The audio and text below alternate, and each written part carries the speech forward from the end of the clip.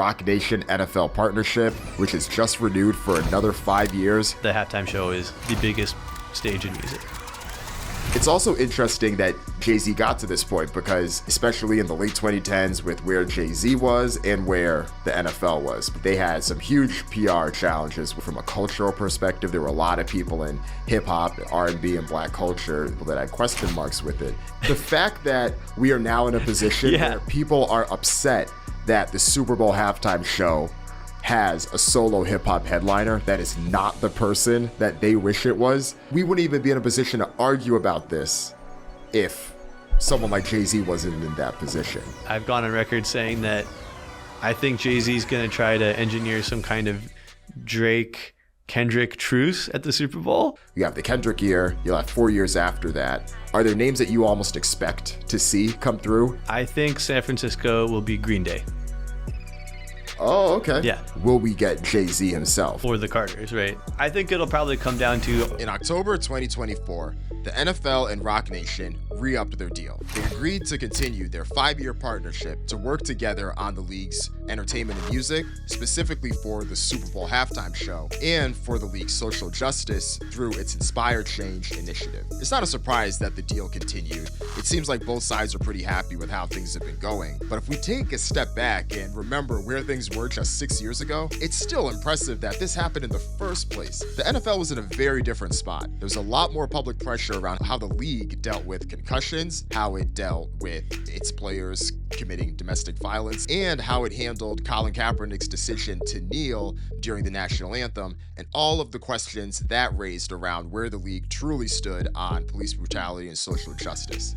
And on the Jay-Z side of things, the Roc Nation founder was not one to mince words about how he felt about the NFL, how it treated its players, and his own decisions to turn down the Super Bowl. So it's a great opportunity to talk about everything that led up to this point, how the past 5 years have gone, up and down, and what to expect moving forward, especially now that we're in this place where people are upset that one rapper is headlining the Super Bowl halftime show and it's not another rapper that's doing it instead. To break it all down, I'm joined by Empire State of Mind author, my guy, Zach O'Malley Greenberg. We discuss all of this and a few other aspects too, including the halftime show sponsorship agreement with Apple Music and how all of this fits together with what many people still consider to be the biggest stage in entertainment. Hope you enjoy this one. Let's dive in. All right, today we're going to talk about the Roc Nation NFL partnership, which is just renewed for another 5 years. So it's a perfect time to break it down with my guy, Zach O'Malley Greenberg. Welcome back, man. Great to be here in person, no less. Yeah, good stuff. I know. Every time we have these in-person episodes, I'm like, man, we got to do more of these. So I'm glad the timing lined up for this one. Good timing as well. We obviously have seen the past few Roc Nation Super Bowls. They just renewed this deal. And we've now had 5 Super Bowls that they've done since Jay-Z and the team have been in charge. Did you think that we would have went through 5 Super Bowls and we wouldn't have seen Jay-Z himself on this stage? Or Beyonce. I mean, I think that's the wildest part of this whole situation, right? That was the first thing everybody thought. You know, it's going to be, what are they just going to alternate? On the run 3, right? Yeah, exactly. But when you really think about it from Jay-Z's perspective, being able to have that sort of ace up your sleeve, or two, really, if you want to think about it, both Jay-Z and Beyonce, to kind of jump in if you don't get who you wanted, it's a great negotiating tactic, right? Because, you just know that whatever happens, it's going to be fine. And I think that empowers you as an organizer of this incredibly massive event, to just go for whoever, not that would have been very difficult anyway, to get whoever it was to play the Super Bowl, but just that knowledge that, you can always fall back on yourself or Beyonce. I think that's got to really help with the negotiations. Yeah, it gives you the ability to just create a better product. Like you said, like that is your BATNA. That's your alternative. You don't need to settle for things. And we'll talk about some of the Super Bowls that came before him, but there was definitely some hodgepodges of why is this person with that person doing this?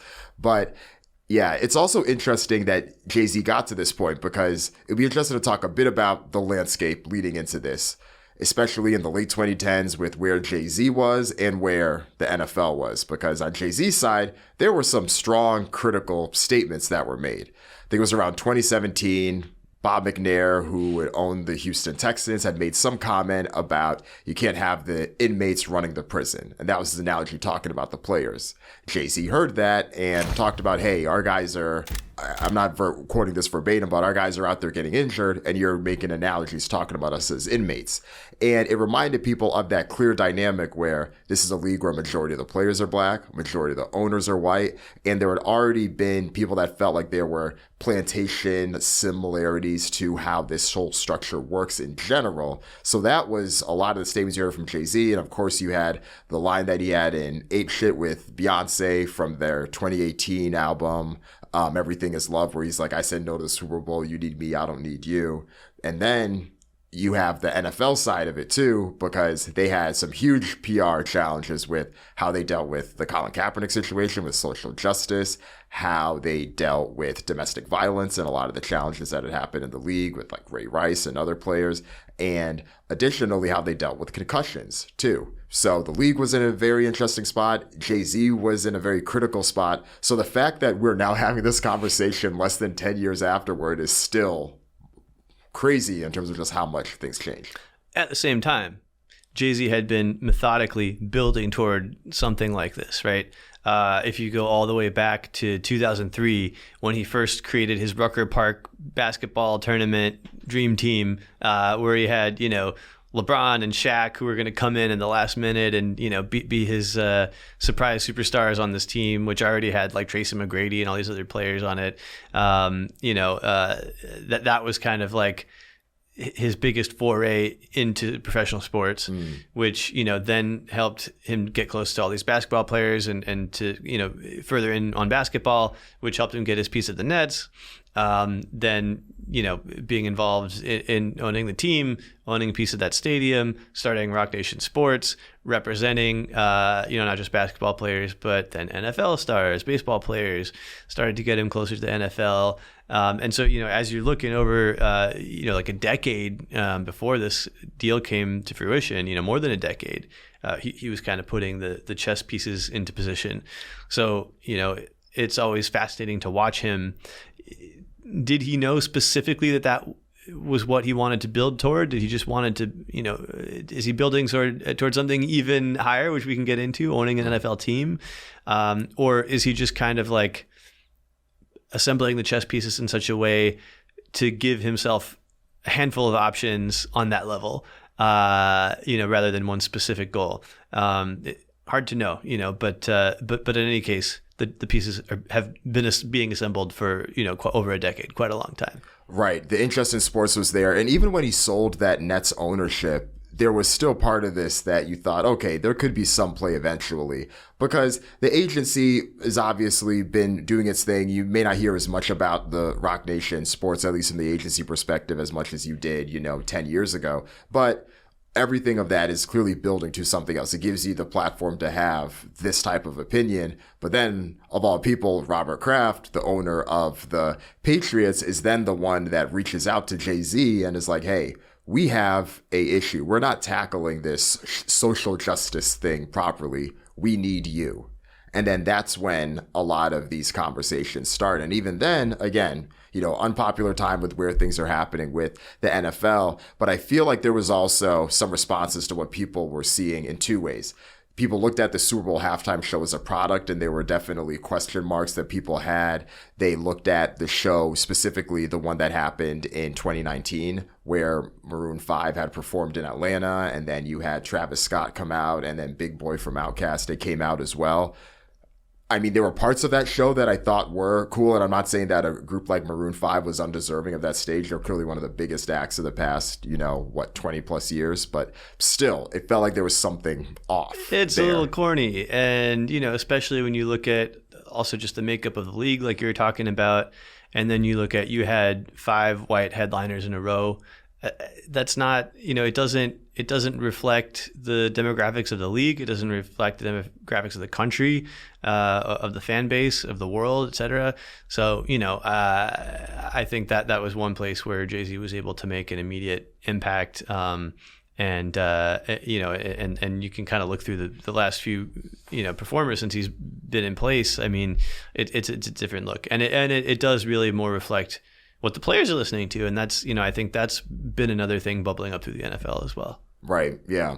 And you clearly saw a lot of the issues that were called out. As you mentioned, if you remove Beyonce from the performers, it's probably even more than, like however many performers in a row. And it kind of became this thing where, okay, Beyonce is the one saving the day here, right? She came out at the Super Bowl that was in New Orleans when the lights went out, when, the Destiny's Child came out, and then she came out at Super Bowl 50, the one in San Francisco with Coldplay and Bruno Mars, and some people still think about that as the Beyonce Super Bowl. So again, that's no knock. I still think that, I'm not saying that Lady Gaga or Katy Perry or Justin Timberlake didn't have good ones, but there was still a difference. And I think Jay-Z saw this himself because he was someone that was clearly reached out to. I don't know if he was reached out to as a headliner. We clearly see there was a mix of things they were trying to do, but he knew what the experience was like. So they have this press conference in September 2019. It's Goodell, it's Jay-Z, they're the ones talking the most, and then you had Desiree Perez from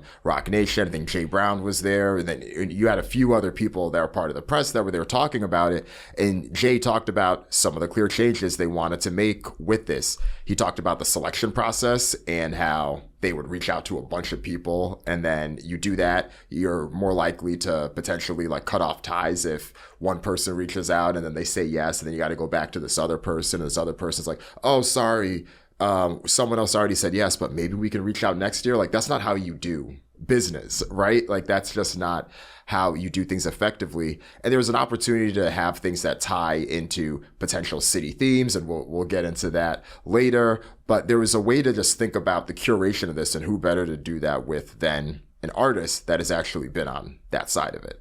And the credibility that he brings, if you get a call from Jay-Z saying, hey, will you do the Super Bowl? And that you're the first name on his list, or at least as far as you're the only one under consideration right now. I mean, that's pretty powerful, and it definitely feels a lot bigger than something coming from Roger Goodell. Or I don't even know if Roger Goodell is the one making the phone call. It seems unlikely. Right, but whoever was running that, right? Yeah. Relationships are so key with this. We saw it happen with Rihanna herself. She said no back in the late 2010s. I forget what year it is, and then she ends up doing the Super Bowl in 2023, the one that was in Phoenix. What's the difference? The guy that signed her 20 years ago is the guy that's in charge of it. That makes a difference, right? And I think before, if you look at who did the Super Bowl, and we'd have to go back and check, but I think in most cases it's somebody who was actively trying to promote something. Or maybe, maybe they organized whatever it was around the fact that they'd be doing the Super Bowl. But I don't think Rihanna was doing anything. When was the last time she put out music? Yeah. And I think she was about to have her first kid, and so she wasn't going to be touring anytime soon. There was some alignment there. I think that's a good point, because I guess Justin Timberlake did it in 2018. That was Man of the Woods era. Mm-hmm. Justin Timberlake. Coldplay, I feel like they're always kind of doing stuff. 2016, 2017, Gaga, I feel like she was starting to transition into acting with A Star Is Born and stuff. So yeah, there was always a bit more of a promotional element. And sometimes they even went to stars, frankly, maybe a little too early. Katy Perry did in 2015. I mean, she'd had maybe 4 years of a solid catalog. That feels early. That'd be like having Olivia Rodrigo do the Super Bowl right now. I don't know though. I would kind of flip it, and I would say they did Katy Perry too late. They should have done her really. Yeah, peak teenage dream. But I mean, from a popularity perspective, yes. From an artist that has 18 months of credibility with the public, maybe, but Katy Perry, even Teenage Dream, which was 2012, 2010, yeah.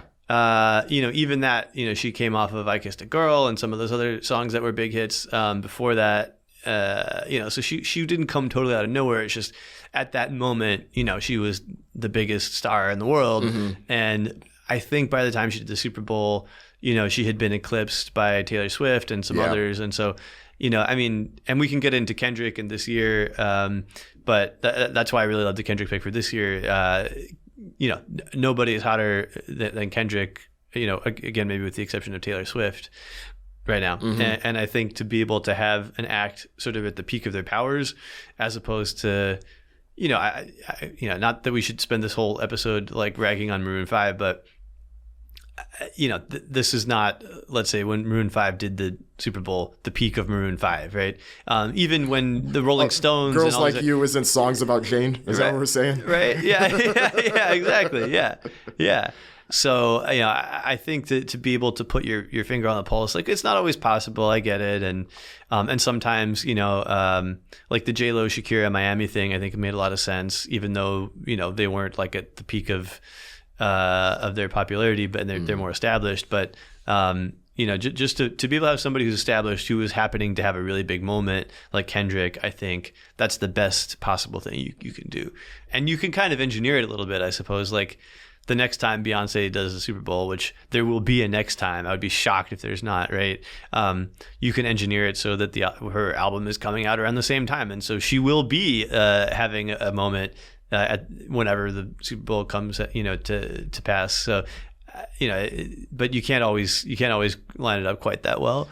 And I just think, I think there had been a moment where the halftime show fell back into being a little less relevant than it had been, and it's an echo of the past, right? To go way back, let's say before the early '90s, the Super Bowl halftime show was like marching bands and ice dancing or something. They had these like kind of corny novelty things happening, and I'm all for a good college marching band, but it's not the same as Michael Jackson performing in 1993, which was really a huge game changer. And just that moment, I think it was at the Rose Bowl in Pasadena. He's like shot out of a cannon and he just stands. It was at 90 seconds or something, just completely silent and still. And you think about, what a bold move as a performer. How much is that money worth? Like, how much are those 90 seconds of airtime worth, right? Like, based on what a 30-second ad goes for these days. That's like $15-20 million of silence. But, that kind of moment, oh my God. And then suddenly everybody was like, whoa, the Super Bowl halftime show is a whole different ballgame. And I think that was probably around the time that the NFL, realized that, we not only can we get the biggest acts in the world, but we don't have to pay them, because even the biggest acts in the world, there's nowhere else they can get this kind of exposure in one go. Right. It's like one of the few platforms where you can actually say that doing this like free for exposure is actually beneficial for your career. Totally. And we've seen that with media, especially, magazine covers, newspaper interviews, things like that. In the old days, and even when I started out at Forbes, I was back in 2007, I think, that was at the very infancy of social media, and these entertainers were still like, oh man, I can be on the cover of a magazine, or I can do this newspaper interview, like I have to do it because otherwise how am I going to reach my fans, right? And over the past decade and a half, we've seen that change, obviously, with social media, and their megaphones are now bigger than those of most publications. And so it a lot of those places where the stars felt that they had to go, they don't feel that way anymore because they have their own megaphone. But still, the Super Bowl is maybe the lone exception to that. Right. The halftime show is it is the biggest stage in music. Right. And they say that for a reason. Yeah, by far. And I think with this particular deal too, so this was a 5-year, $25 million partnership. Part of it was the Super Bowl halftime show and the Roc Nation helping out with that from a marketing and entertainment perspective. But there's also the social justice aspect of it. And that was clearly tapped into the same stuff that Robert Kraft had reached out to Jay-Z about. And of course, Jay-Z had his stances about the NFL. And from a cultural perspective, there were a lot of people in hip hop, R&B, and black culture that had put the NFL to the side. There were certain people that didn't want anything to do with it. So they see the largest influential figure in hip hop now doing a partnership. There are a lot of people that had question marks with it. And I think additionally, with some of the questions that Jay-Z had gotten at that press conference, maybe it was from Charlemagne or from some of the others that had asked him about like how he looks at the two of these things together.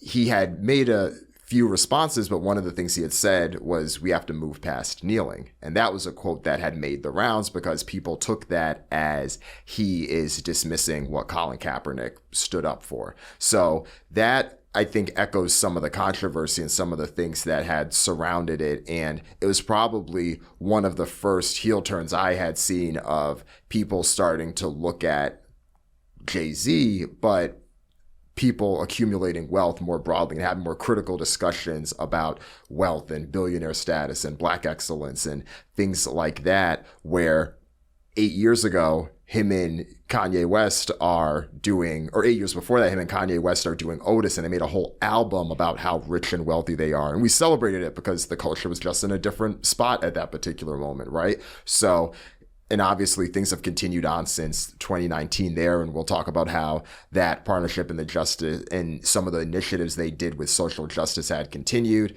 That they were also specifically working on the Inspire Change movement that was to help look over some of the funding that the NFL does to social justice. And in the time span that they did it, there was hundreds of millions of dollars they donated. So they're also tapping into Roc Nation support for that. So that's been the other interesting part of this partnership. Yeah, I mean, and just to go back to that moment when Jay-Z did this deal, it really was. I mean, and there've always been these whispers of, the next, whatever the next time is that Jay-Z pushes the envelope a little farther, gets a little bit wealthier, does some even more corporate tie-in. There's like whispers of he's finally selling out. And I think there was, definitely some more conversation around that. Is he sort of playing into the hands of the NFL? Are they using him, to do whatever the equivalent of greenwashing is with race, that kind of thing. But I think he made a pretty compelling case, though, that change can occur in different ways. And, he's an incrementalist, and he believes that having a seat at the table and, changing the makeup of who's sitting around with Robert Kraft and, all these guys, that's where you start to make progress. And that's, the path toward having the first black owner of an NFL team, that kind of thing. And how you start to get to, forget like having, one out of the whole group, but how do you get the ownership structure of the NFL to more fully resemble the demographics of America? And, and we're a really long ways from that. But you got to get to see at the table first. And I think that's what he was trying to say. Yeah. And that whole debate reminded me of debates that have been happening 100 years before that with Booker T. Washington and W.E.B. Du Bois about how do Black people in America prosper with the system. Do you work within the system or do you challenge the status quo? So Jay-Z has been vocal about how he sees things. And again, that doesn't mean that both of these can't coexist. It's helpful to have people that are marching, kneeling, or doing the social activism in some type of way. Social activism also requires capital, also requires those things. So for him to be like, hey, look at my track record, look at the things I'm actually doing. What are you all doing? I know the tone of it and how he delivered it may have came across a bit like, all right, well, if you're not giving as much money that I'm giving, then you shouldn't be talking. But I think, again, we've been having the debate about how does progress happen. And we've seen historically, dating back to, the two people I mentioned, you need both. And despite the criticism of debate, you can have it be healthy. But I think finger pointing beyond that isn't too helpful. Yeah. Or, Malcolm versus Martin, but then there's this other path, which is sort of the Jay-Z path, and it's the business path. And, I think that it's obviously easier to be cast as a sellout if you go that way.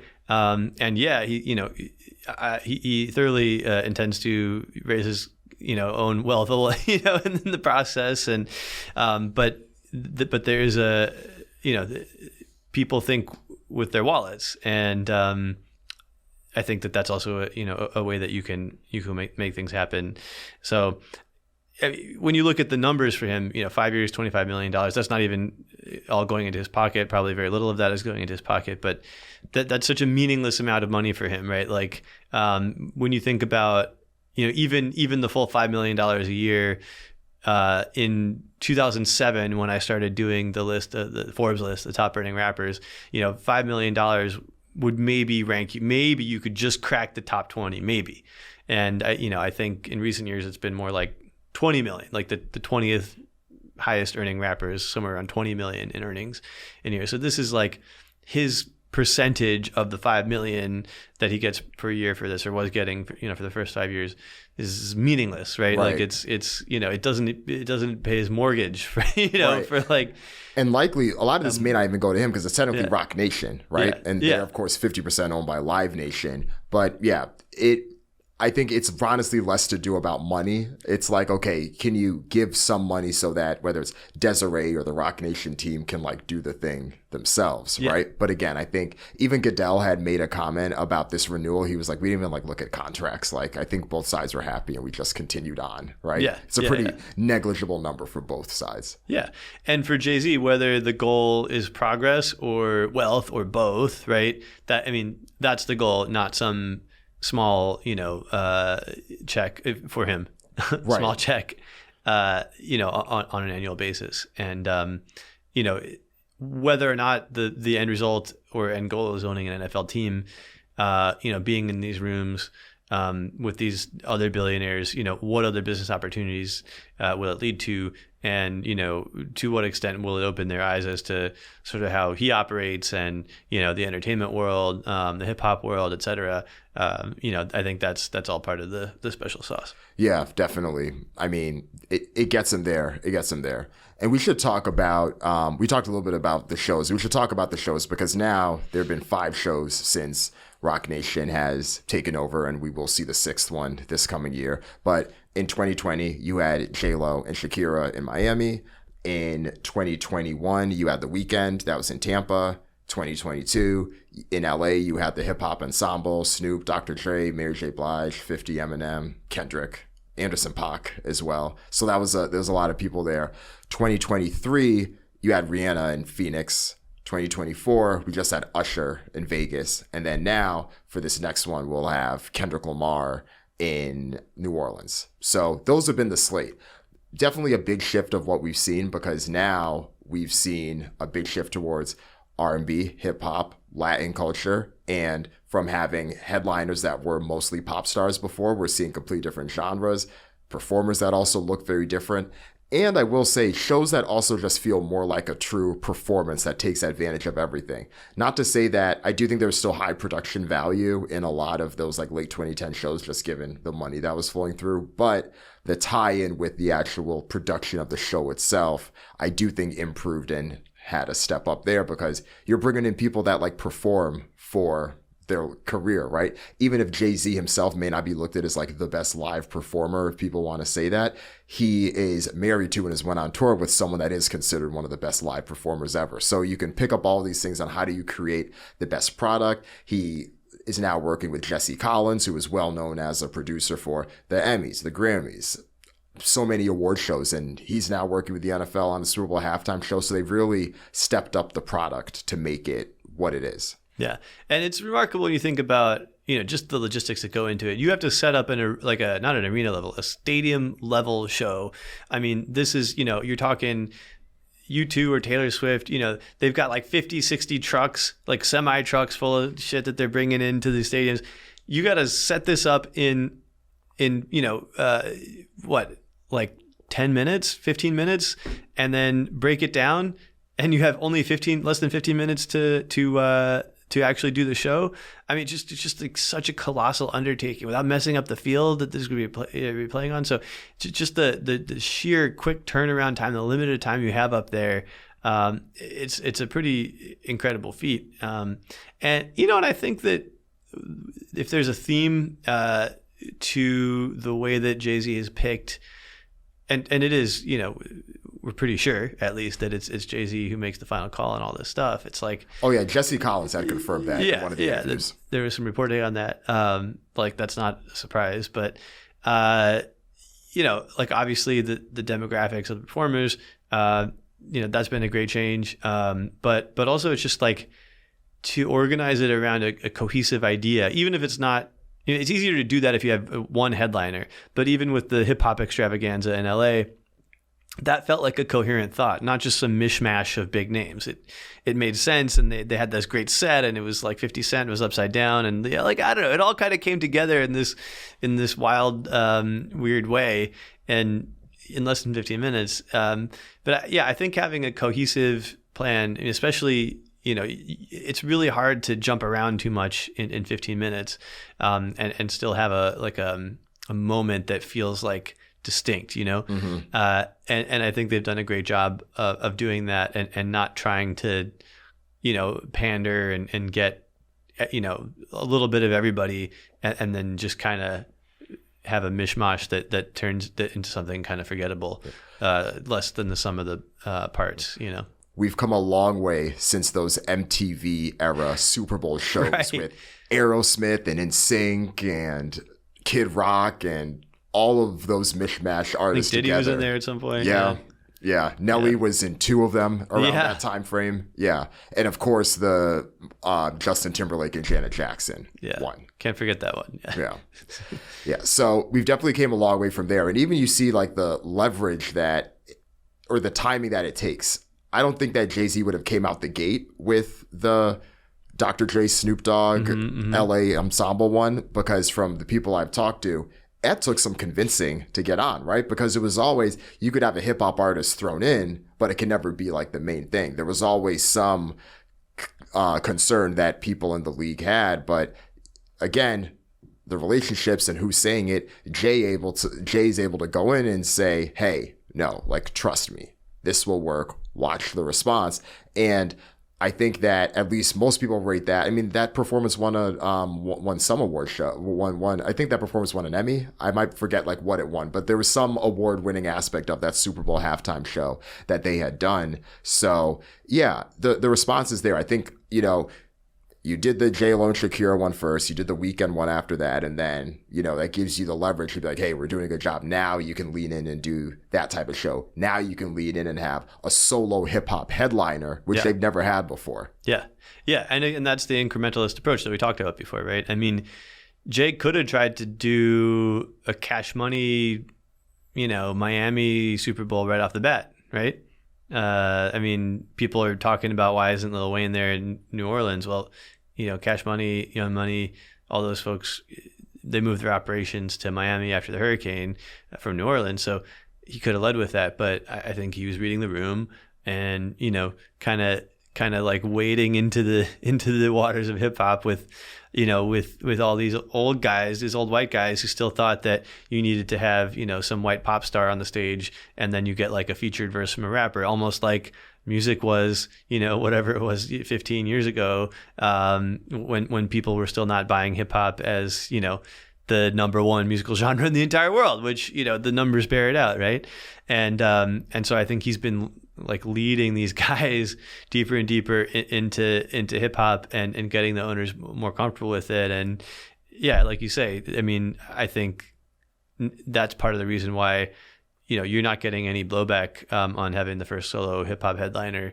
And actually most of the blowback is coming from the hip hop world because it's not Lil Wayne. Right. So the fact that we are now in a position where people are upset that the Super Bowl halftime show has a solo hip hop headliner that is not the person that they wish it was. Let's take a step back and say that we wouldn't even be in a position to argue about this if someone like Jay-Z wasn't in that position, right?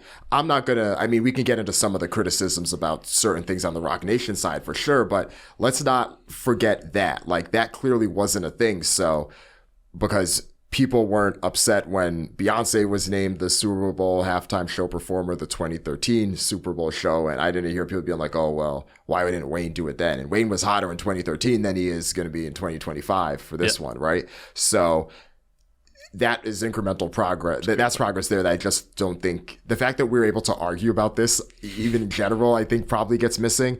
But we should probably just talk about that now. What was your thought about the criticism on why this Super Bowl in New Orleans was not the Young Money, Cash Money crew?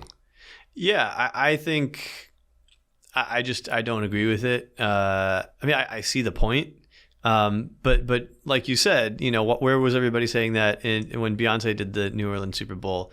I think that the Super Bowl is an overwhelmingly national and international audience, and to base the halftime show on local music. Although if there's an obvious tie-in, if it, I don't know, like so the LA thing worked really well with the sort of West Coast hip hop situation, but to kind of like get a level of star that is, not A+ top of the game right now, just to appeal to sort of like the local audience, I think is a big mistake for the NFL.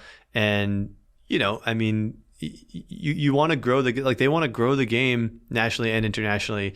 And the best way to do that is to get the biggest star.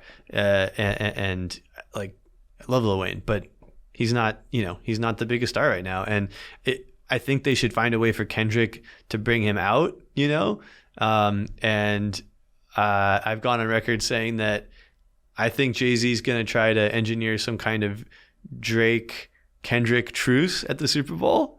And then maybe you bring out Wayne and like some of the other Cash Money folks. I mean, I know it's, things have been a little rocky amongst that group over the years, but like, what a moment that would be if you do it as a surprise. You have like the reconciliation, you have some kind of mini reunion thing. I mean, so, that's how I would be thinking about it. It's not like an either or. It's like you get the biggest star and then you save the lesser star. I mean, in terms of current commercial viability, right? For like an epic surprise as part of this grand reconciliation, that's how I would do it. And, I whether or not it happens, I bet Jay-Z is investigating that as we speak. Yeah. I mean, I'll be honest. I do think that when I started speculating about it, especially after the Usher announcement went out, I was like, okay, this could be interesting. If there's a way to frame it around Drake more so as the artist that was the biggest artist in the world, and then you have Nicki, and then you have Wayne, and then from there you can kind of play with things. That could have been interesting, but I also think that this works out well too, right? It wouldn't make sense for Drake to do it now, obviously, just given everything that happened with him and the Kendrick beef. And, I love Lil Wayne. He's in my top 5. But from a live performance perspective of what we can expect reliably now in 2024, I don't think that is quite at the level of what we are able to see with Kendrick Lamar, who's literally about to also be the first hip hop artist to go on a solo stadium tour himself from what we've seen. I mean, there's been a few here or there. Like I know like Eminem has done a few like in Australia, and Jay-Z has done co-headliners and stuff. But as a solo headliner doing a worldwide stadium tour, we haven't seen a hip hop artist do that. So being able to highlight that person, I mean, it's hard to knock the opportunity here. Yeah, and let's not forget, the NFL is the NFL, and above all, you have to be able to be 100% certain that the headliner is going to show up. They're going to show up on time. There's all that stuff, and my level of faith in Kendrick Lamar on that front is 100%. And he's got a great team around him, and it's very professional and buttoned up. And I can see them not having that same level of faith in Wayne. And that's not to like put him down, but it just I mean if you want somebody to like pick you up from the airport. Are you asking Kendrick or are you asking Lil Wayne? I'm asking Kendrick. That's hilarious. Yeah. That's hilarious. No, I can't disagree with that. Yeah. I can't disagree with that. But no, I think we're aligned there. We should talk a bit about Roc Nation itself, because I know we've talked a lot about Jay-Z, we talked a lot about the NFL, and of course Roc Nation is technically the group that is on the receiving end of this, and I think a lot of the work that we've seen on more of the general marketing stuff has been what we've seen from the now CEO of Roc Nation, which is Desiree Perez. And Desiree has probably been the person that's been most involved with the league itself, has built up a relationship with Roger Goodell. And there actually have been a few investigative pieces that have dug into some of that and have found a few things that they've had questions about. And I do want to be very careful here because certain things are allegations that were not necessarily proven or unproven. There were unnamed sources that were claiming certain things, but overall the sentiment was from certain unnamed sources was that they felt that given the stance that the NFL had with regards to social justice, they leaned heavily on Roc Nation. People internally felt like Roc Nation used that as an opportunity to increase their leverage and become the unappointed marketing arm of the NFL and insert itself in particular situations, most notably firings of John Gruden and also eventually the dismissal of Dan Snyder as the ownership of the Washington football team, now Commanders. On the John Gruden side, there was discussions about Perez and her relationship that she had with Dan Snyder because she was on the board for the Washington football team at the time, and apparently some leaked emails that may have gone through, and Gruden and his camp felt like the reporters had gotten it directly from Perez because of some favorable articles that they had written about Perez at the time. Meanwhile, Desiree Perez is rejected and, claimed that none of that is true. And then, of course, there were tie-ins as well when Dan Snyder eventually left the ownership of the Commanders and then sold that team as well. So there's been a few things that are in flux in there. And the general sentiment is that Roc Nation itself had used its platform and used the leverage. And because Goodell himself necessarily didn't want to push back because they felt like they kind of had to acquiesce, just given the stance that the league was in at the time, to then have her come in. And although a lot of that is separate from the halftime show itself, it still is connected to the broader you leveraging Roc Nation and leveraging culture as a brand and then having them be seen as part of what's leading your social justice initiatives. A lot of people have said that the relationship has clearly improved since then, and obviously Goodell has renewed the deal. A lot of the things I'm discussing are things that happened in 2020 and 2021. There's literally one person that said they, quote, felt Roc Nation had too much influence in the NFL, which ironically feels like a common thing that you end up hearing in different ways. We heard people said it after the Megan Thee Stallion Tory Lanez thing when Tory Lanez went to jail, and there's that famous quote of Tory Lanez dad where he's like, "Roc Nation, you will crumble." I don't know if you saw that. It was like some viral video that went around. He's like yelling outside of the courtroom. And then after, I guess to bring it all full circle, after they announced that Kendrick Lamar was the halftime show performer and none of the Young Money crew was in there, Nicki Minaj starts calling out Roc Nation and starts being like, "Oh, y'all thought this was cool. You just wanted to go to brunch," calling out the Roc Nation brunch that happens every year before the Grammys. So in these different pockets, you keep hearing that people feel like Roc Nation has too much influence, which is an interesting thing and it's a critique, but it's something that's worth mentioning with all of this. Yeah, I mean, when you hear it from those NFL folks, it's like it does. There's definitely a little more than a whiff of racism to it, and I mean, that's the whole reason. That's the whole. If you believe what Jay said, that's like his motivation for getting into this is to change the reality on the inside. And yeah, so if he's doing that job and doing it well, like there are probably going to be some cranky white people on the inside, and on the Washington front, I'm sorry, it's like guys, don't be despicable humans, and then and Gruden, and John Gruden, right, yeah, like exactly. You say you wanted these people being Roc Nation to be in power to help with your social justice. Yeah. Well, part of that is these owners and coaches that you empower to do so. Yeah, like don't be despicable, and then you won't be called out for it. Do you know what I mean? Like, so I don't know. Desiree is an interesting figure, and she is definitely have been controversial, in other points, and she's a force to be reckoned with, and I'm sure it's not always like a warm and fuzzy kind of situation, and I'm not saying she's perfect either, but like, I don't know. There's,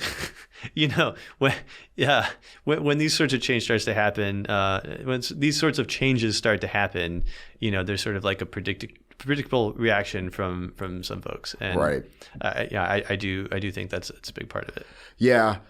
Some of the reporting too had brought up that her involvement with as a Yankees fan, you'd appreciate this, but when Alex Rodriguez was suspended, and then she was like part of that, like fighting that with Reed Smith, the law firm, and there was this whole thing there, and people in baseball felt like that was an issue because they were coming after Rob Manfred, the commissioner. So, yeah, I mean, I it's tough because certain aspects of these things are hearsay and you're only hearing one side of it. On the other hand, it's like, all right, you want to have people that are you brought folks in to disrupt the system. It's going to naturally make people feel uncomfortable.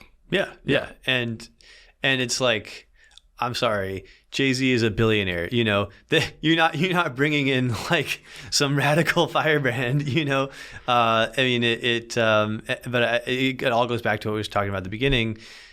It's incremental change, and I think even incremental change feels threatening to some. Right. And to be fair, still a billionaire that has less money than all 32 of those NFL owners, right? I mean, talk about people that have too much power. I rarely hear people complain about the power that Robert Kraft or Jerry Jones have. I mean, are inarguably two of the most powerful owners in the league, right? So, I mean, these things happen across the board. Absolutely. Across the board. But yeah, there's been a few interesting angles with this whole thing, but I think that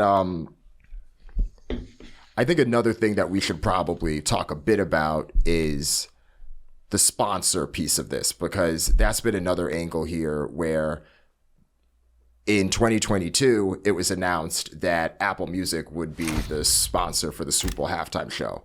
It's worth noting that this deal doesn't have anything to do directly with Roc Nation and its partnership with the NFL, but they all have to work together, right?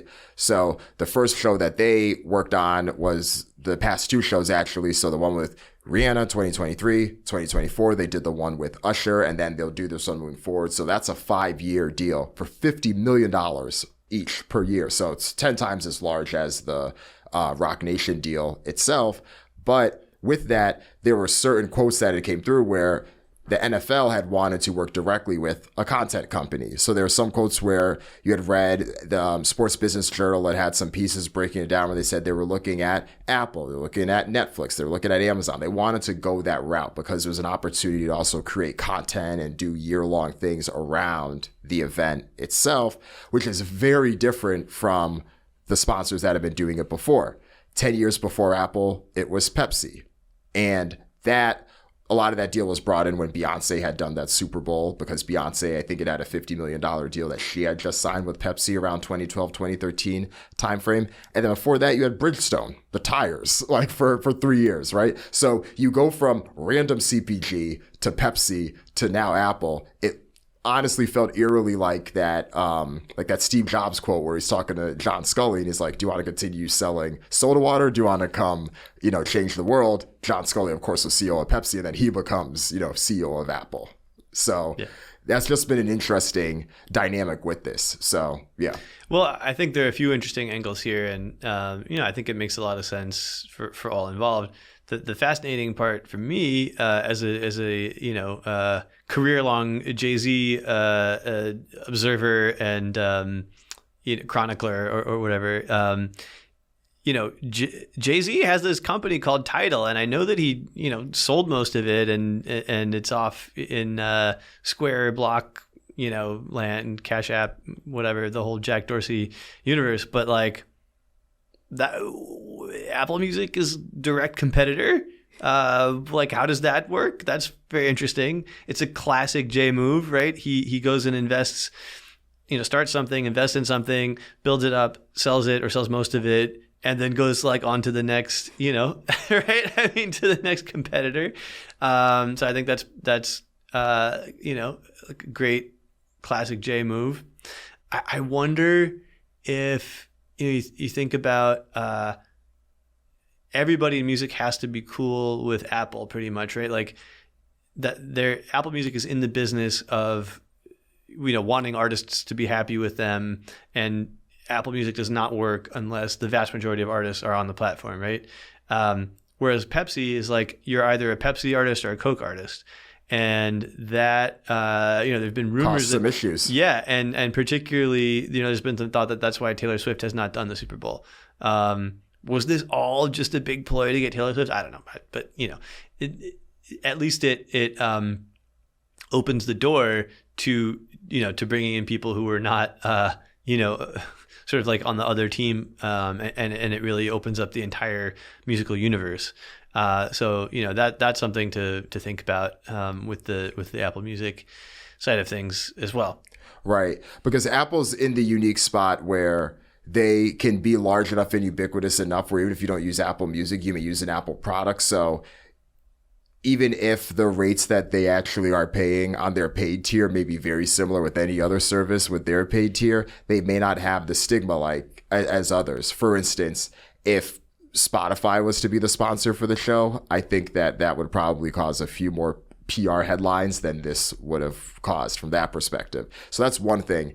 And then two, Apple also has the money because for them, they don't need to run Apple Music at a great profit. In fact, it can honestly just be a loss leader for everything else that Apple is selling that is actually lucrative, like iPhone 16 Pros and AirPods and all of those other lines of business that make a lot more revenue before you even get to the cost, but make a lot more revenue than Apple Music does. So there's a bit of a connection there. And I mean, I'd heard that Amazon was also aggressively looking at that, and they've also clearly been active. They had done the pop out with Kendrick Lamar. They've done a few other live streams. They did that Kanye and Drake one from a couple of years ago where Jay Prince brought them together to like shake hands, just do this benefit concert and stuff.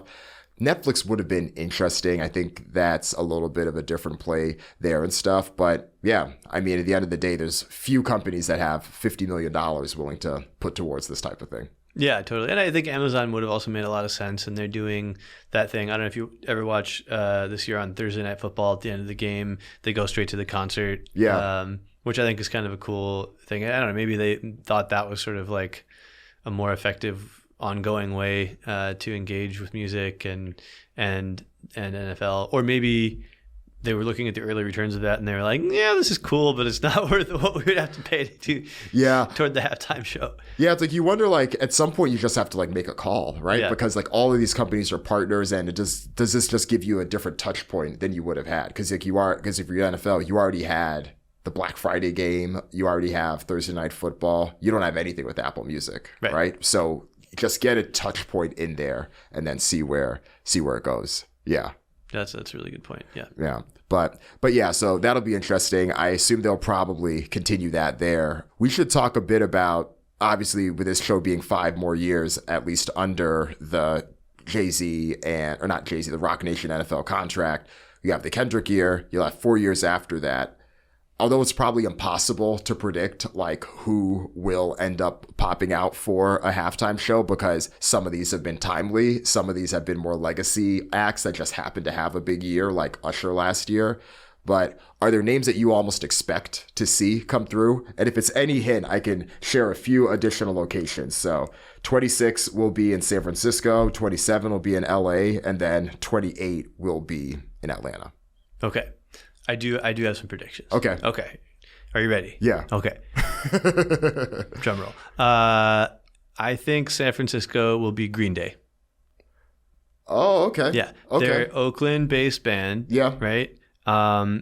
They are, and I felt this way for like a decade, but they are going to be the Rolling Stones in, however many, a couple decades from now, right? They're going to be that band that tours for 50 years, like into their 70s and whatever. I saw them at Citi Field in August, and like you would not know that they were, I mean, how old are they? Like 40, 50, something like that at this point? Billy Joe is like in his 50s now. Yeah. But he still looks like he's 25. Yeah. And he still acts like he still runs around the stage. He's got so much energy. It's a fantastic show, and the band is great. They're a freaking fantastic band. And maybe I'm contradicting some of the things that I said before in the show, which is like, we can't have like another rock group that's sort of at the, not at the peak of their career. It doesn't have to be local, but you do have to kind of change things up at some point. And I think that, I think Green Day will be coming up on another moment of national relevance, perhaps as they did during the Bush years with American Idiot. I think they're going to make a Trump album. I think they're going to be, at the heart of it. I mean, it may be too political for the NFL. I don't know. But but they can definitely hold the crowd in a stadium, and there hasn't been a real rock band in many years performing at that show. So that's, I think, one option for San Francisco, and if very early bets. Yeah, that's my bet. I don't know. What do you think, San Francisco? Yeah, it's a good one. I didn't think of the Green Day angle. I fully get why. I think I have a feeling that Jay-Z is going to ride out this hip-hop R&B lane until it goes through. But if you're going to go with the rock band, I think that makes 100% sense. I saw them at the Fillmore in San Francisco in the summer and had a similar feeling. I was like, this is amazing. Like, they are still doing it, still high energy. I'm sure they can still deliver the hits and stuff. So yeah, that I can see. I think I had a tough time with some of the others because I was trying to think, like, would there be city tie-ins? But I couldn't really think of many others. I think I did wonder, will we eventually see Drake do one of these? I know it's been rumored and discussed a few times. There were a few people that had said that Drake was asked at particular points to do the halftime show. I've talked to a few people about that and heard a few conflicting things. I think that, if anything, I don't know if he was asked to be like the solo headliner specifically, and maybe that's a very different conversation than being like, oh, can you do it with this other person, or can you be part of this ensemble group? I think that has been, probably a reason why people have issues. You even heard that J-Lo had some frustrations there where she, in one of those documentaries she was like, no disrespect to Shakira, but I wanted my own halftime show. So there's a lot of egos at play, right? I get that. And that's probably kind of what Jay-Z was talking to, where he's like, you got to ask one person at a time. And if that person can't do it, then you go here. You can't try to like just send out like a BCC and then see what comes back. So yeah. So I think about him. I think about, Taylor feels inevitably. I mean, it's going to have to happen at some point, right? Yeah. And I think she's always, like, just staying present has always been a big thing for her. So I think if there's any slight moment that you think that she's going to, like, dip at any point, like, oh, that's the year I'm going to do it, right? Yeah, Let me just stay ahead of the attention. And I don't think she's dipped quite yet. I mean, we'll kind of see how people respond to the Tortured Poets Department and stuff like that, especially from a critical perspective, and what she may release after that. But yeah. That's good. Yeah. I mean, I think the odds are she does one of these next 3 Super Bowls. And the question is just which one. And frankly, if you're Jay-Z, you probably have to make her the first phone call every year until she does one. Or unless she somehow inevitably, I don't think there's really any way that she falls off to some point that she's not a great Super Bowl headliner, like, ever. you know, especially like someone that is just that tapped into like what their fan base wants, what they want, making sure that they're present. I mean, I don't think that she'll turn down an opportunity, even, the petty stuff like, oh, Billie Eilish said something about me releasing my vinyls. Okay, she's dropping this day. Oh, I'm just going to happen to release, my, 3-pack, and then I'm going to be number 1 on the charts again. She's going to be number 2, right? There's like all of these like things where, if that's your game, then the perfect time to say yes is when you feel like you think there's just a moment of like fall off. Yeah, absolutely. And I could see, I mean, certainly Billie Eilish, Olivia Rodrigo, I've seen both of them live at MSG, and man, can they hold that room?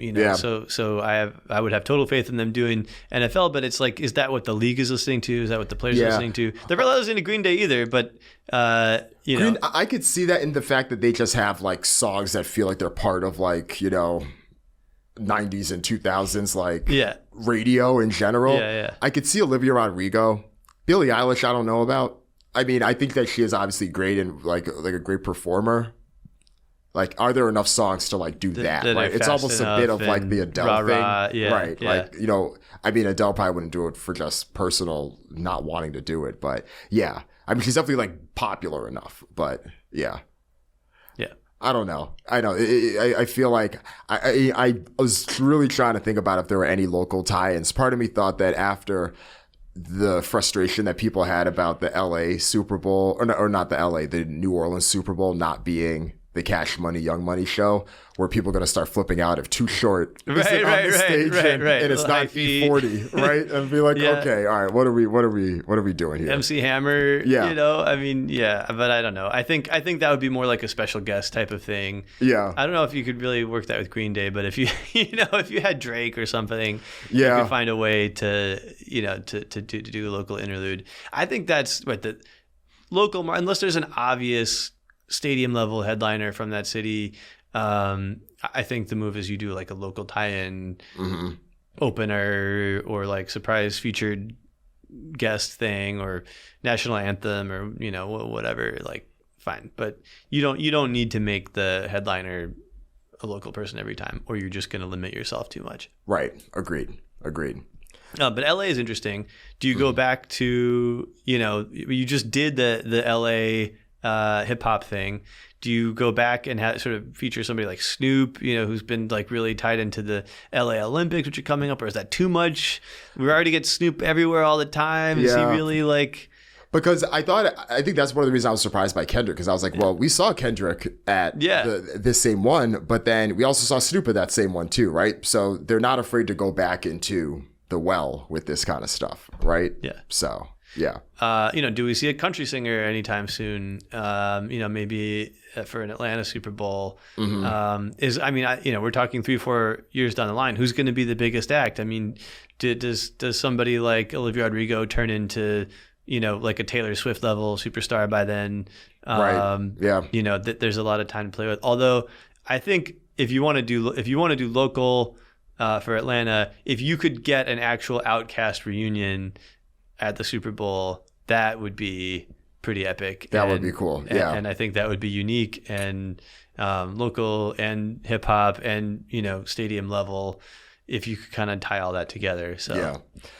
The thing we probably should be asking is, will we get Jay-Z himself by the end of this particular contract? Or the Carters, right? Yeah. And I think it'll probably come down to, are they planning to promote anything? And is there a year where they can't get somebody who they think is, hotter at the moment or more of the moment than they are?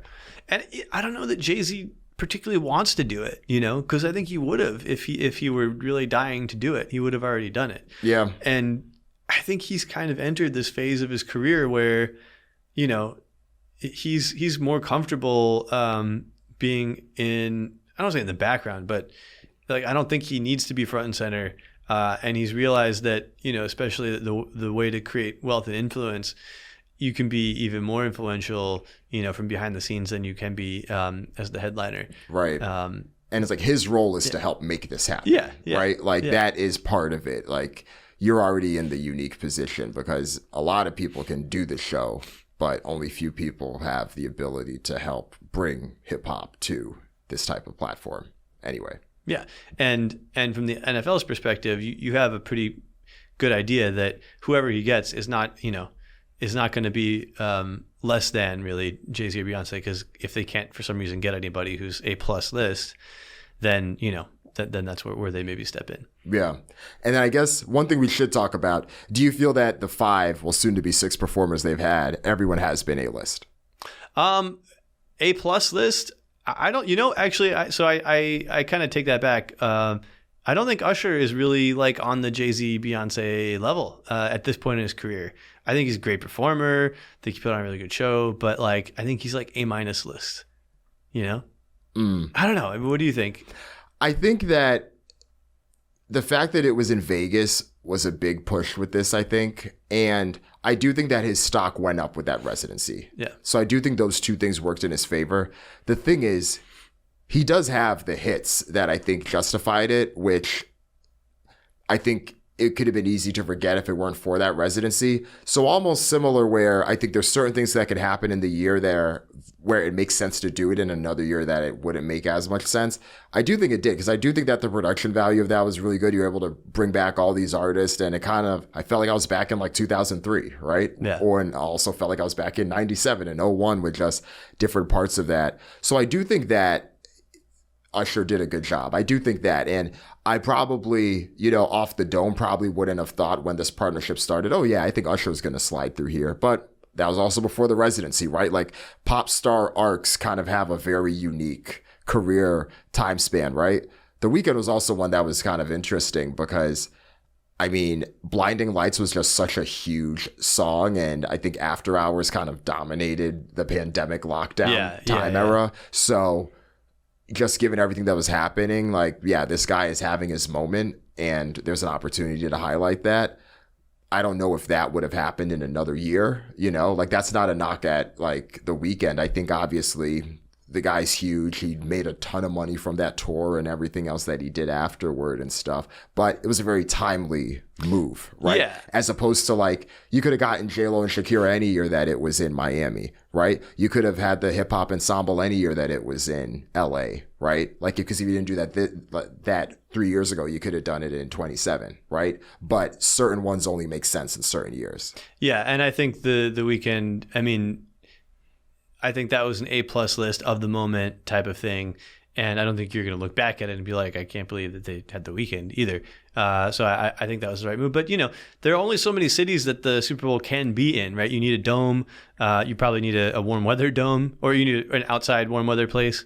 But ideally it's a dome and it's warm weather, you know. Well, Goodell wants to take this thing international, right? Oh, my God, yeah. Doesn't he want, I think he if he could have a Super Bowl in London, he would definitely consider it. That would be kind of cool. But, But yeah, I mean, for the most part, it's pretty reliably. It's like Atlanta, LA, New Orleans, Miami, right? Like, I know we had that one in New York. Bruno Mars and Red Hot Chili Peppers, talking about random mashups. But that was that year. That was a cool show, though. But, you know, there was some thought like, you know, are the drums going to shatter because it's so cold? I don't know. You just don't have to worry about those things indoors. But, like, you know, how many LA-centric Super Bowls can you do when the Super Bowl is in LA every 5 years or something? You know? Right.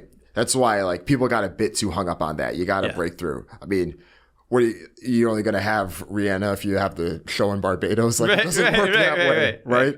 Yeah. So it'll be very interesting to follow how it goes. Very interested for Kendrick, but also with this whole conversation, interested to see what the next, like, 5 years of this partnership looks like. It really does look like money is truly an afterthought. And as long as the Roc Nation side, the Jay-Z side, and the NFL side continue, it works. And I think the NFL, we probably didn't touch on this as much, but the public image on a lot of this stuff is definitely improved, where in most cases, they've taken a stronger stance against any of its players that are conducting domestic violence issues. They put in safer protocols for concussions, even though, you know, some of them still happen and there's still some questionable things that may happen, but they've managed it in a better place than it once was. And I do think that, at least from what we saw, you know, under the Biden years, the stance that they've had on social justice has been, you know, improved, but a lot unknown moving forward on that front. Yeah, and you know, and that is a wild card going forward in our current political moment, for sure. But you know, I think as far as Jay-Z is concerned and the NFL is concerned, the goal of this was to make the halftime show extremely culturally relevant, and even more than it had been recently, which was to say it was already the biggest night, you know, the biggest stage in music. You know, I think the very fact that we're sitting here talking about it, right? I mean, it shows the cultural relevance, and that it shows that they've succeeded, you know, both Jay-Z and the NFL in doing what they wanted to do. You know, if you're debating who's going to be picked and all that, I mean, that's just free advertising for them, right? And that's exactly what they're hoping for. It speaks to where we are. We've come a long way from the only time that this was discussed, people being like, this show wasn't that good. Yeah. Well, Zach, thank you. This was fun. Yes, sir. Great to be here.